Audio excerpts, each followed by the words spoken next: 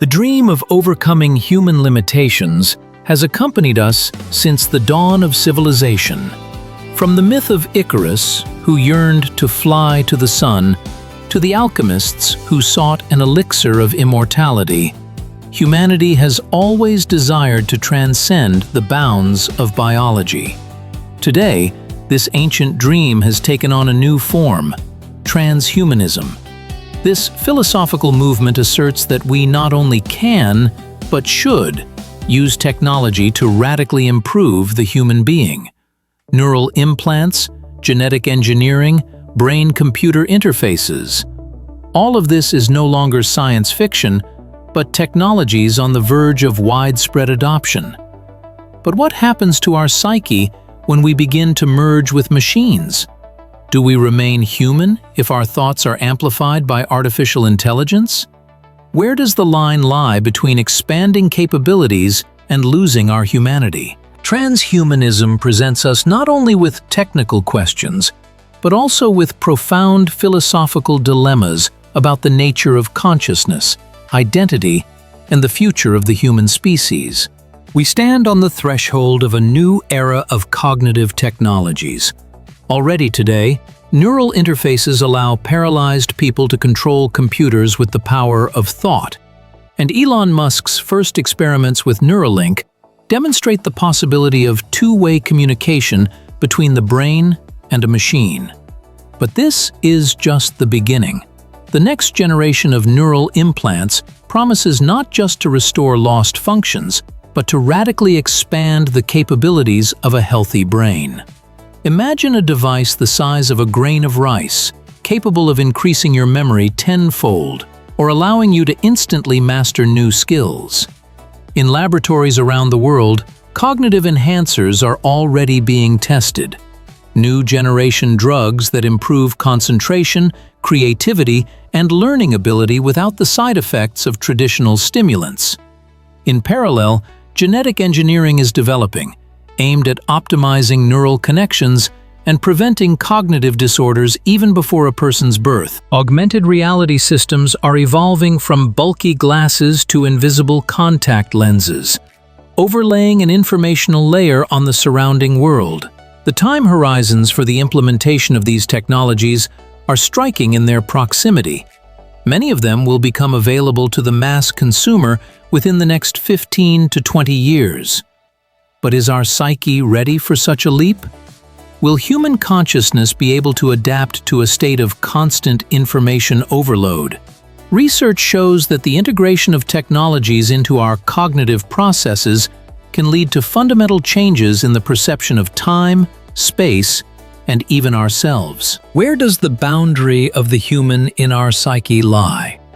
What makes us human? And what can be changed without losing our essence?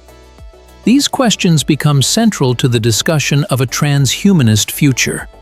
Modern neuroscience identifies several fundamental aspects of the psyche: consciousness, self-awareness, emotional intelligence, and the capacity for empathy. It is precisely these qualities that form what we call human nature. But how immutable are they?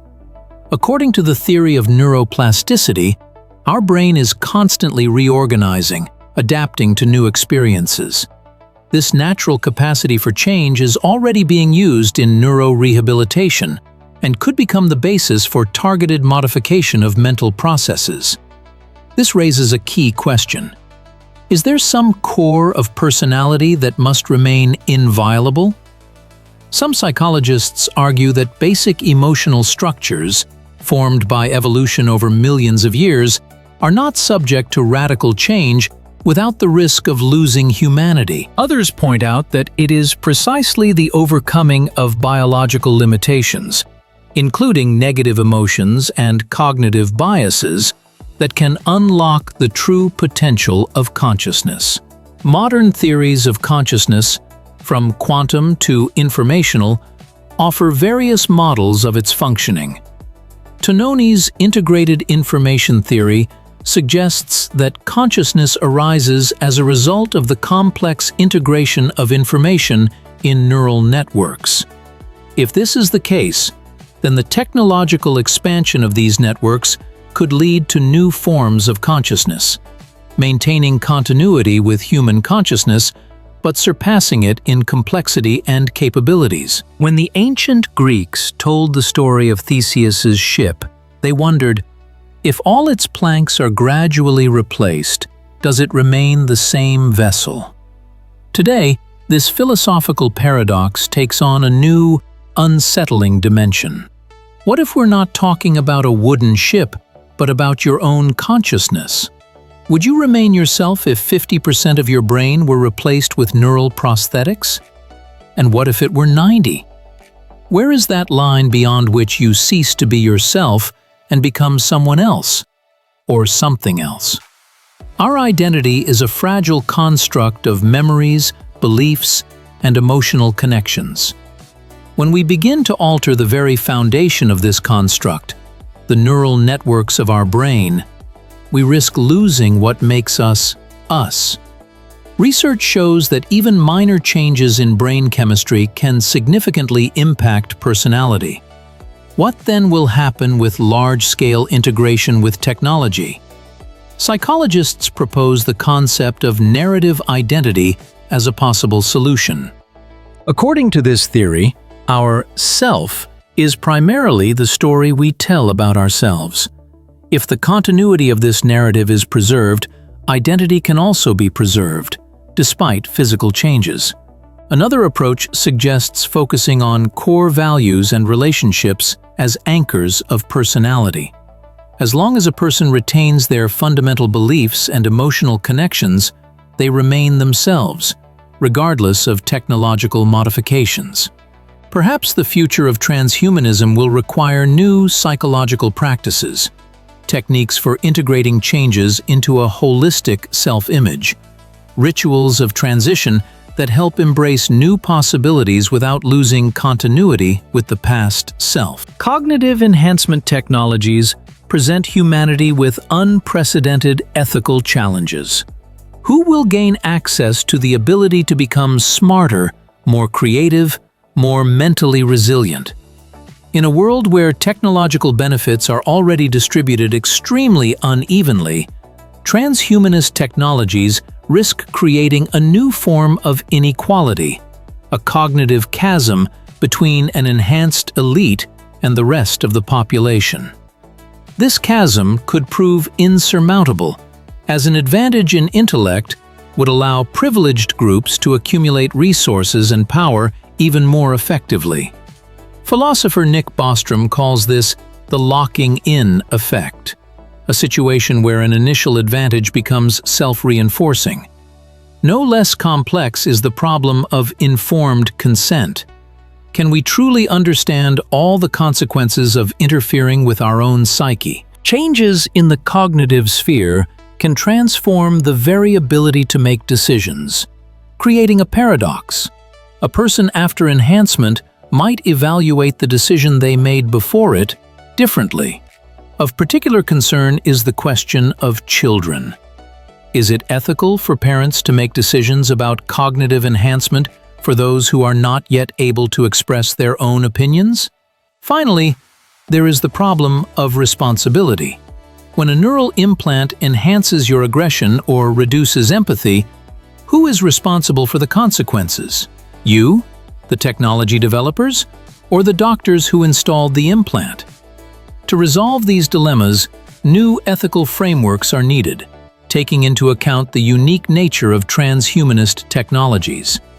These must include principles of fair access, respect for individual autonomy, and mechanisms for public control over the development of technologies capable of fundamentally changing human nature. We are approaching the most mysterious frontier of transhumanism, the creation of a hybrid consciousness, where human and artificial merge into something fundamentally new.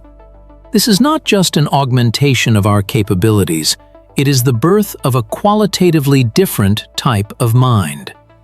Neurobiologist David Eagleman calls this state extended phenomenology, an experience of being inaccessible to either human or machine separately.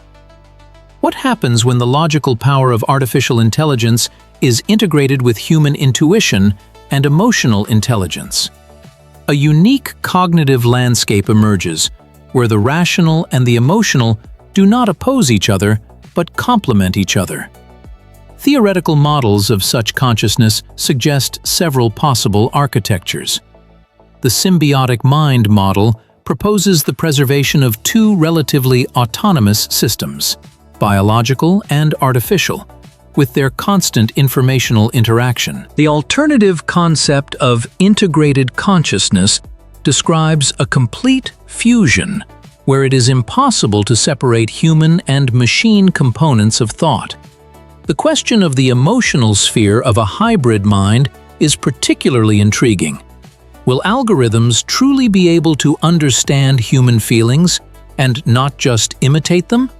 Or will the opposite happen? Our emotionality will be enriched with new shades, inaccessible to the biological brain.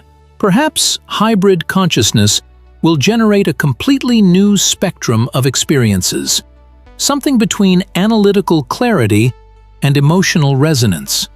Neurophysiologist Antonio Damasio argues that it is emotions that make our decisions truly reasonable, guiding rationality towards goals meaningful to us. In a hybrid consciousness, this connection can become even deeper and more conscious. Let's imagine ourselves in the shoes of someone whose brain suddenly gained access to terabytes of information. The ability to see in infrared or telepathically communicate with others. Such a sharp expansion of capabilities is not just a technical challenge, but also a serious test for the psyche. Studies show that our brain evolved to process a limited amount of data. When this threshold is exceeded, cognitive overload occurs, a state in which a person loses the ability to effectively filter and analyze information.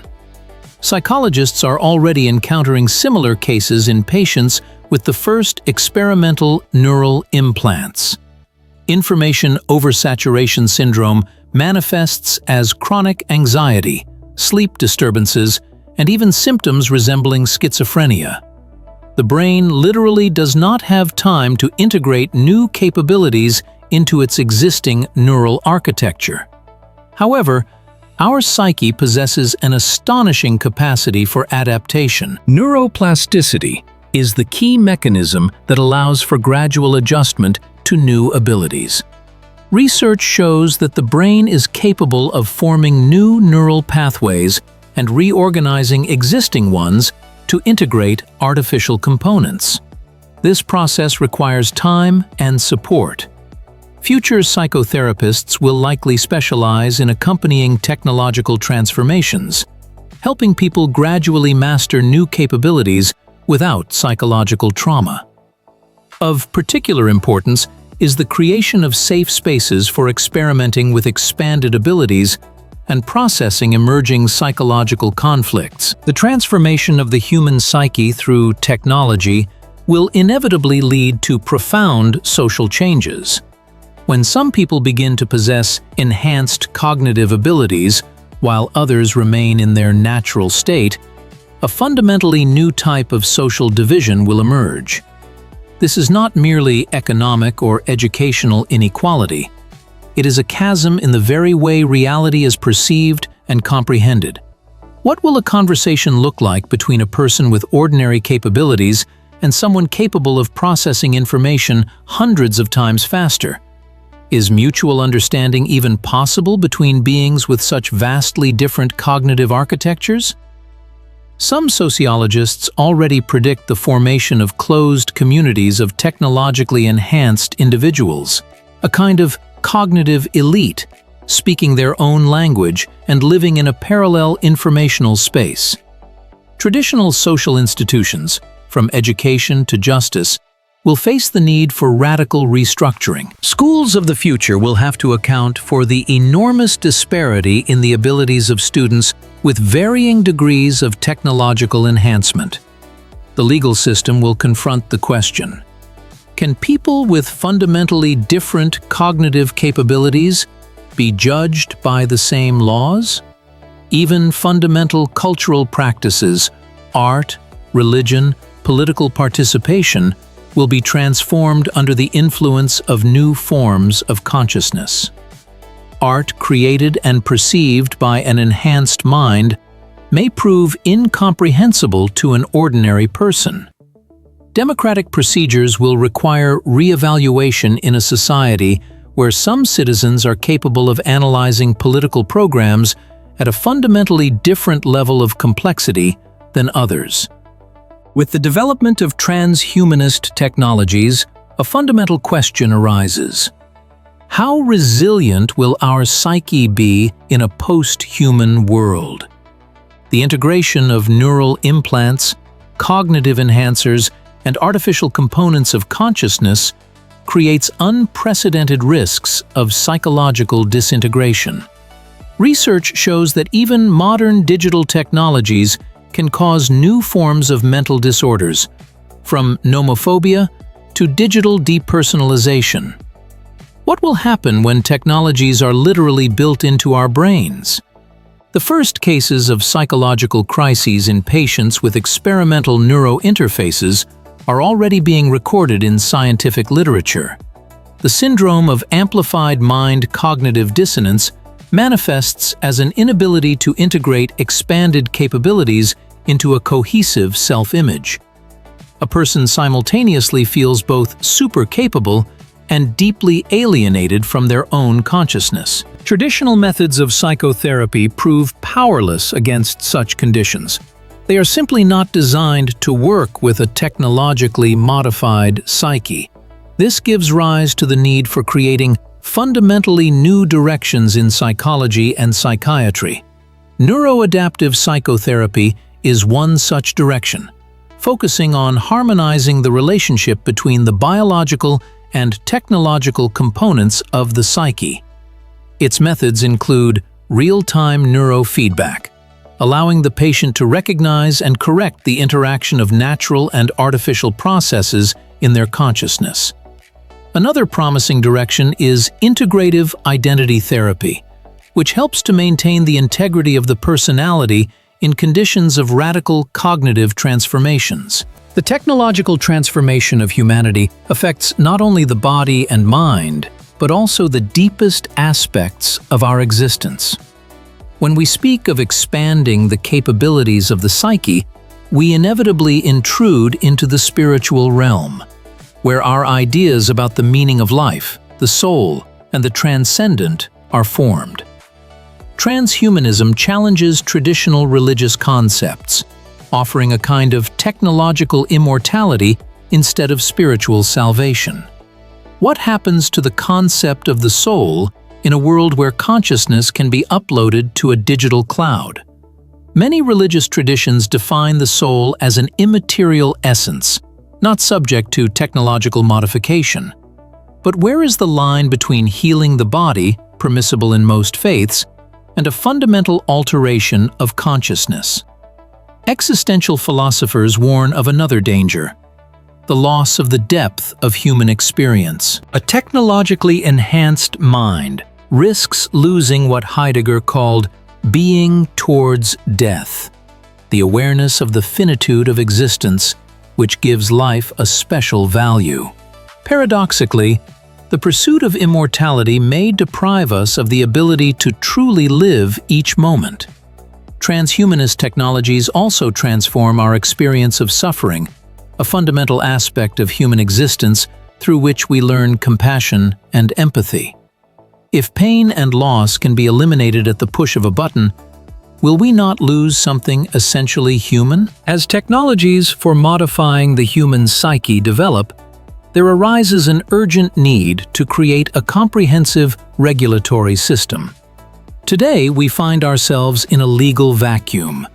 Revolutionary neurointerfaces and cognitive enhancers are being developed faster than mechanisms for their control are being formed. Different countries have already outlined fundamentally different approaches to regulation. China is betting on centralized state oversight, creating a special commission for neurotechnologies under the State Council. The European Union is pursuing preliminary ethical review, requiring developers to provide proof of technology safety even before clinical trials begin. The US has chosen an industry self-regulation model with minimal government intervention, which raises concerns among many experts.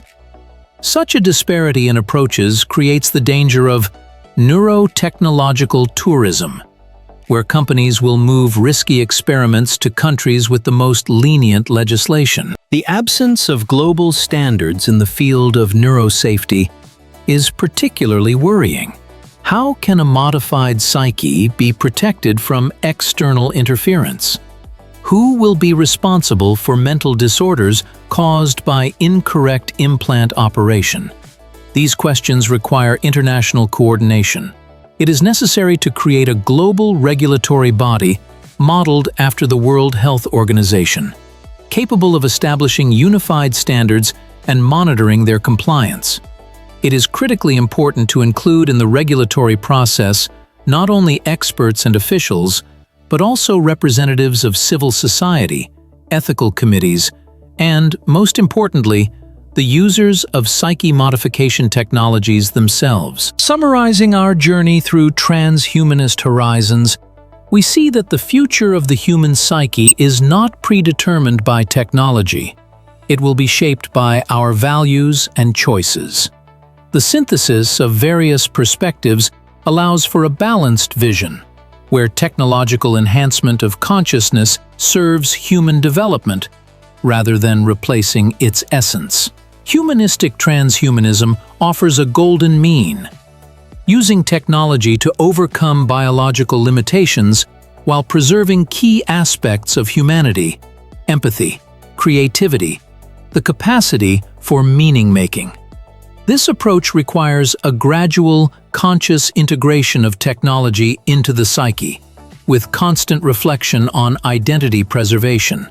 Instead of a radical break with human nature, we can choose the path of its evolutionary development, where each step of technological improvement passes through the filter of humanistic values. Key principles of this approach include preserving individual autonomy in choosing modifications, prioritizing psychological well-being over purely quantitative improvement of cognitive indicators, equal access to technologies, and continuous public dialogue about the boundaries of permissible intervention. The future of the post-human psyche will be neither a utopia of boundless possibilities nor a dystopia of lost humanity. It will become what we ourselves create through the conscious choice of technologies that align with our deepest values and aspirations.